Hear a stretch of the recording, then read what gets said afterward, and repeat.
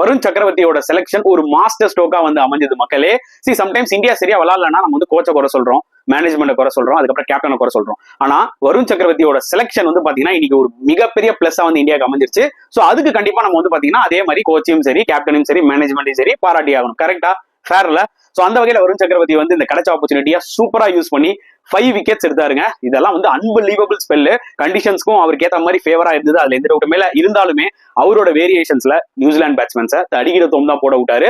So செமிஃபைனல்ஸ்லயும் ஆஸ்திரேலியாவுக்கு வருண் சக்கரவர்த்தி will be biggest thread, அதுல எந்த டவுட்டுமே கிடையாது. ஆனா என்ன காம்பினேஷன்ல இந்தியா போவாங்க அதை பத்தி நம்ம தனியா டிஸ்கஸ் பண்ணலாம். பட் டெஃபினட்டா வருண் வந்து ஒரு மிகப்பெரிய ஒரு பிளஸ்ஸா வந்து அமைஞ்சிருக்காரு இந்தியாவுக்கு.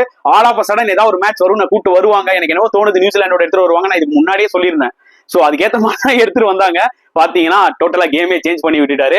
சோ பும்ரா வருண் சக்கரவர்த்தி 2 பேர் சேர்ந்தானா எப்படி இருக்கும் அப்படிலாம் நேத்து நான் யோசிச்சுட்டு இருந்தேன். சோ ஹோப்ஃபுல்லி வருண் சக்கரவர்த்தி இதே மாதிரி ஒரு மேஜிக் ஆஸ்திரேலியாவோடையும் பண்ணுவாருன்னு எக்ஸ்பெக்ட் பண்றேன்.